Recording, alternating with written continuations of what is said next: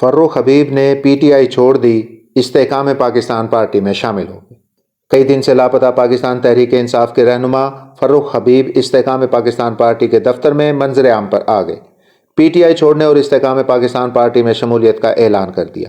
فروخ حبیب نے استحکام پاکستان پارٹی کے دفتر میں پریس کانفرنس کرتے ہوئے تحریک انصاف سے علیحدگی کا اعلان کیا اور کہا کہ آج میں استحکام پاکستان پارٹی میں شامل ہو رہا ہوں۔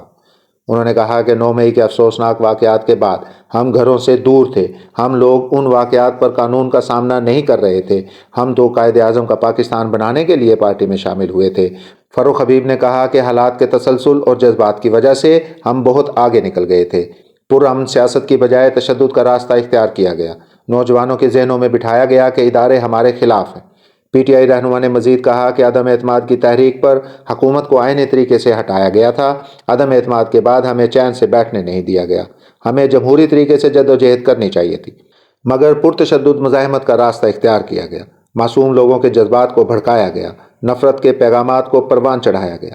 فروخ حبیب نے مزید کہا کہ ماضی میں لوگوں نے صبر کے ساتھ اپنی باری کا انتظار کیا، آپ بیلٹ کی بجائے بلٹ کا ذہن دیتے رہے۔ سیاسی رہنما ماضی میں بھی گرفتار ہوتے رہے۔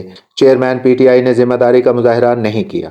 چیئرمین پی ٹی آئی چاہتے تھے کہ لوگ ان کے لیے لڑیں، وہ گرفتاری نہیں دینا چاہتے تھے۔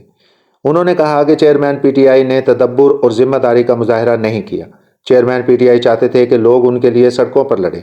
چیئرمین پی ٹی آئی نے لوگوں کی ایسی ذہن سازی کی، لوگ گرفتاری پر نکل آئے۔ 9 مئی کے دن کے لیے چند لیڈرز کو خاص ہدایات تھی جن سے مجھے لا علم رکھا گیا۔ 9 مئی کو گھر میں سویا ہوا تھا، میری اہلیہ نے بتایا کہ چیئرمین پی ٹی آئی گرفتار ہو چکے ہیں۔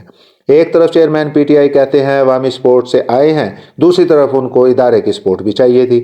فروخ حبیب نے یہ بھی کہا کہ سائفر کو اپنے سیاسی بیانیے کے لیے استعمال کیا گیا۔